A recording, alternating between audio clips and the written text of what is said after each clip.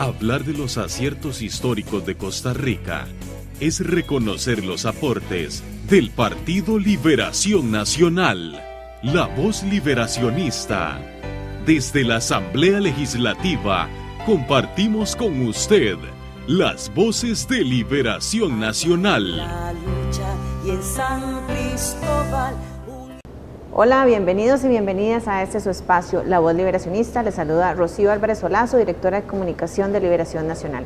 Esta semana nos acompaña la jefa de fracción, doña Maureen Clark, con quien vamos a tocar varios temas de interés nacional. Doña Maureen, bienvenida. Muchas gracias, Rocío. Un gusto.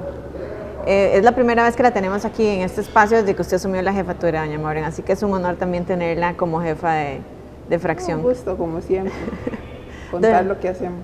Excelente. Doña Maureen, empecemos a hablar sobre un tema que lo ha traído usted mucho ante el plenario legislativo, que es el tema de los migrantes. ¿Cuál es su lectura y cuál es la proyección que hay? Bueno, desde que empecé a analizar el ingreso al país en una forma tan masiva, comencé a analizar las diferentes informaciones a nivel nacional y a nivel internacional. Bueno, todo este tiempo usted sabe que ha sido uno de mis temas porque fui ministra de Gobernación, entonces uno parece que deja los puestos pero los temas los sigue a uno a través del tiempo. Y este es uno de los temas que siempre, sobre todo, analizo en qué medida el país puede accionar o tener políticas, porque siempre se acusa al país de no tener una política migratoria. Y en eso tiene que ver no solo en cuanto al ingreso legal, sino también al ingreso ilegal y sobre todo los temas que siempre han llamado también la atención respecto a qué debe hacer el país, que es el de trata. Viendo lo que estaba ocurriendo en Europa, sobre todo últimamente, porque esto es un proceso casi que histórico. Siempre han habido grandes migraciones de un lado a otro desde los tiempos inmemoriales, de las constituciones de los países y de las ciudades, y eso es normal dentro de lo que es, digamos, la sociedad en general, ni siquiera la contemporánea, en general. Hay pueblos que son nómadas aún hoy en día, pero no estamos hablando de eso, estamos hablando de migraciones derivadas de situaciones políticas, de guerras, situaciones económicas, hambrunas. El continente africano ha sido uno de los más impactados, siento yo, desde el punto de vista de las guerras civiles, incluso promovidas por algunas potencias para vender sus armas y bueno, todo el cuestionamiento que podemos tener ahí detrás. Eso ha generado siempre que del continente africano siempre han habido migraciones. Esas migraciones, por lo general, subían a Europa. Si a eso agregamos que se da el fenómeno también económico de las migraciones de Asia, de los países del centro de Asia, ahora y los países árabes, y las guerras civiles, y las guerras y el terrorismo sobre todo en los últimos tiempos, entonces tenemos un combo de gente por todo el mundo, unas rutas internacionales de migraciones, que por lo general, y en los últimos meses del año pasado para acá, veíamos cómo se intensificaba hacia Europa y llegaban a Grecia, llegaban a Turquía, y esto corriendo o huyendo del terrorismo. Pero resulta ser que de pronto empezamos a ver, por un lado aquí estábamos como si no fuera con nosotros, porque como queda tan lejos, ¿verdad? Entonces de pronto aparecen unos sirios aquí y ya alguien se asusta, ¿verdad? Los medios se asustan y lo que yo venía analizando es que esto no es fortuito. Eso fue que se dieron cuenta. Inmediatamente yo me cuestiono, en función de lo que hace 25 años vimos en este país, que empezó a ocurrir, empiezo a ver, ahora sí, ya empezamos, el problema ya es más evidente al grado de que sale a la superficie. Encontraron unos sirios, nadie dice nada, después de 3 días se les olvidó. De pronto aparece una gran cantidad de migrantes en nuestras fronteras, en este caso eran cubanos, revueltos con algunos otros países. esto no fue así como llegaron. Ya había estado llegando grupos pero pequeños. Ya habían estado, y para mí, aquí es donde el coyotaje adquiere relevancia. Ya el coyotaje venía haciendo su ruta. No es de la noche a la mañana que aparecieron esos. Los coyotes pasan por aquí todo el tiempo, eso ya se sabía. Y yo quería saber qué está haciendo el país respecto a tener en su agenda la lucha contra la trata y el tráfico de personas. Doña Maureen, usted incluso ha mencionado la importancia de tratar o de capturar a estas personas, que trafican el coyotaje. ¿Qué pasa? ¿No hay acciones en relación con eso? Ampliándole lo que le decía en cuanto al ingreso masivo de inmigrantes, yo insistí, usted sabe, en las denuncias que yo hacía aquí, yo decía, ¿qué está haciendo el país? ¿Qué está haciendo el gobierno? Sobre todo con la angustia de que, ¿qué están haciendo respecto al coyotaje? ¿Qué están haciendo? Y lo decía, ¿qué están haciendo respecto al tráfico de personas? Porque aquí nos hemos acostumbrado a ver y escuchar y ver resultados de capturas respecto al crimen organizado y respecto al narcotráfico. Pero el coyotaje y sobre todo el tráfico de personas es más lucrativo que el narcotráfico, es más lucrativo y afecta más a mujeres y niños y niñas. Y no ha sido, siento yo, no se le ha dado la importancia tal como se le da al narcotráfico. Entonces, cuando se habla de crimen organizado, inmediatamente se viene hablando de narcotráfico. Yo no escuchaba hablar de crimen organizado, narcotráfico y tráfico de personas. Y ese ha sido uno de mis temas, no solo aquí en Costa Rica. Cuando estuve en la presidencia de la CIM, la Comisión Interamericana de Mujeres, traté a través del CICAD de incluir ese tema, que dejen de estar viendo el crimen organizado solamente como narcotráfico y lucha de bandas y todo, que vean también y que asignen fondos al tráfico de personas, porque en este caso de los inmigrantes que ahora llaman extracontinentales, tiene que ver con el tráfico de personas y ya explotó, ya lo vimos, ahora sí los medios sí lo reportan y hasta encadenados los tenían, porque es un negocio, son venta de personas como si fueran producto. Doña Maureen, el tema también sobre cómo se trata en Costa Rica o cómo se manejó el tema de los cubanos en relación con los africanos, ¿usted cree que hubo diferencia o hay diferencia? Por supuesto que la hay, tan es así que no se le prestó la atención que debió y se dejó, que es lo que más reclamé yo, se dejó en manos de los traficantes de almas a estas personas que venían del continente africano. Ellos estaban en manos, aquí en territorio costarricense, los que estaban manejándolos eran los coyotes, y que yo decía, pero ¿dónde está el Ministerio de Seguridad actuando, verdad? ¿Dónde están? Incluso a mí se me dijo, pero si ellos actúan, entonces nos vamos a inundar de inmigrantes, lo cual es inconcebible que se me dé una respuesta institucional de ese nivel. Pero eso se me dijo. Entonces pareciera como que hubiera una complicidad.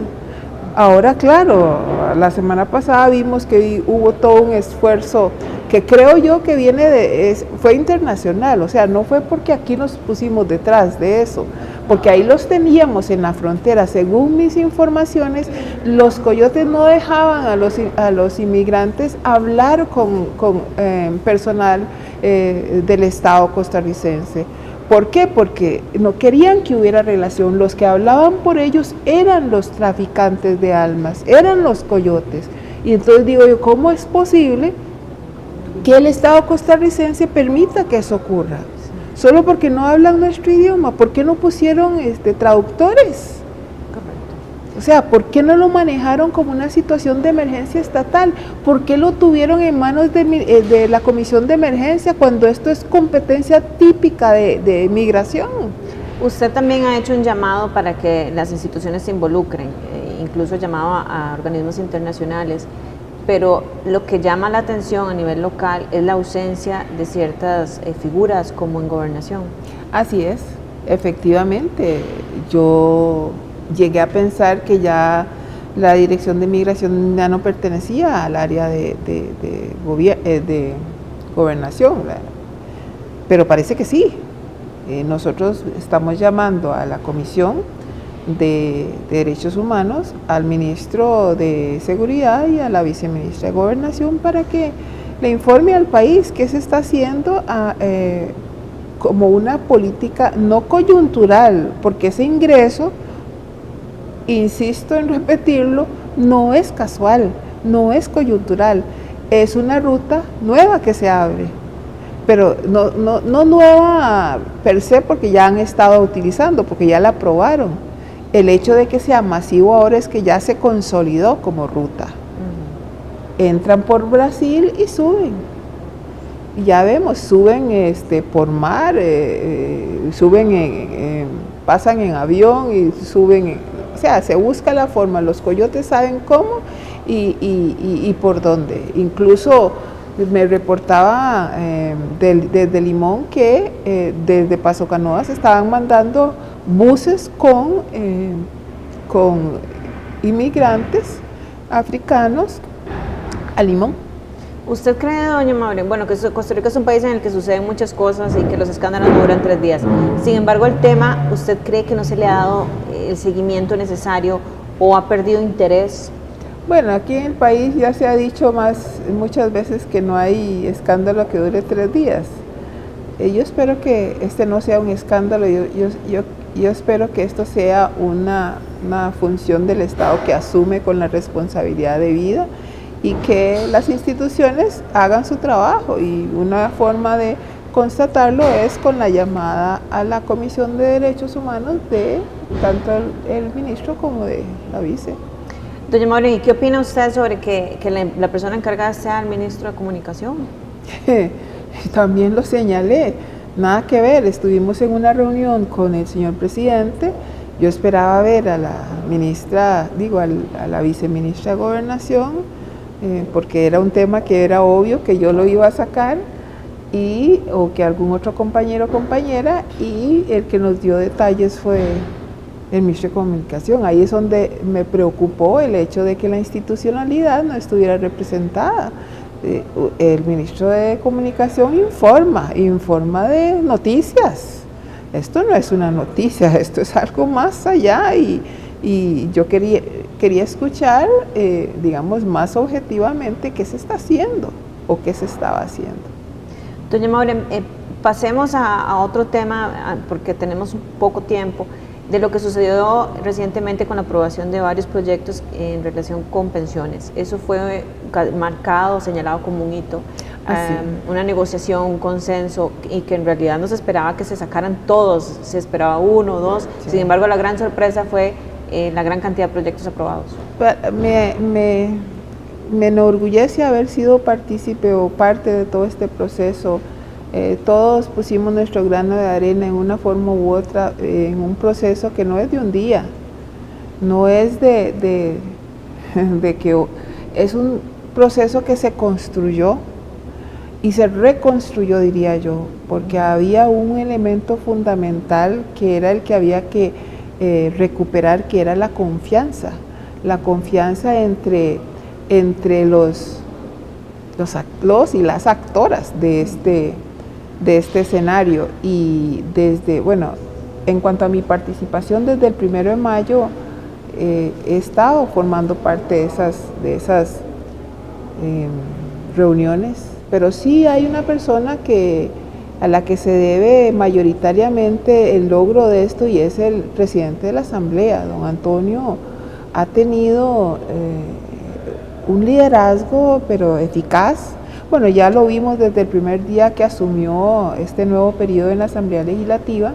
En cuanto a es metódico, es disciplinado, tiene mucha experiencia, y después de tantos años de estar en política se nota cómo él trata, él busca cómo yo lo llamo un amigable componedor. O sea, si alguien dice que no está de acuerdo, inmediatamente le presta atención y le pregunta por qué, y le sale con un lado y si le sale con otro. O sea, es un negociador nato. y ver al Frente Amplio tratando de buscar acuerdos y tratando sobre todo de ser parte de eso y no quedarse afuera también llamó la atención en cuanto al liderazgo de su jefe de fracción. Ni qué decir de la jefe de fracción de la fracción de gobierno, y entre todos ahí fuimos unos diciendo lo que estaban de acuerdo, que no estaban de acuerdo, los niveles de confianza, así como que nos animamos todos en una forma u otra a tomar riesgos. Y eso fue la conclusión a lo que logramos. Tomamos riesgos en cuanto a confiar y se aprobaron en paquete cuando nos dimos cuenta. Yo creo que ni nosotros nos dimos cuenta cuando ya estaban las dos mociones 208 bis, que era, digamos, lo que más habíamos pensado, al menos yo había pensado que iba a tener sus trabas, y que se aprobaran sin hablar, porque ahí se hubiera quedado. Ustedes saben que cuando quieren obstaculizar un proyecto sencillamente se ponen a hablar, y que en este caso se pudiera avanzar sin que nadie dijera nada, fue todo un milagro. Yo creo que es un hito histórico, y que salieran todos en la forma en que salieron. Ahora hay que ir viendo a ver cómo vamos aprobando los que quedaron de camino, porque obviamente eran un paquete de 7 y sacamos 4 por ahora, y entonces terminar con estos de esta primera fase para ya después ver cómo hacemos con la parte de ingresos, que ya sería la parte más difícil, diría yo. Muchas gracias, doña Maure, por acompañarnos esta semana. Con la promesa de volverla a invitar y darle seguimiento a otros proyectos, vamos a seguirla llamando. A ustedes, muchas gracias también por estar con nosotros, doña Maure. Con gusto, con mucho gusto.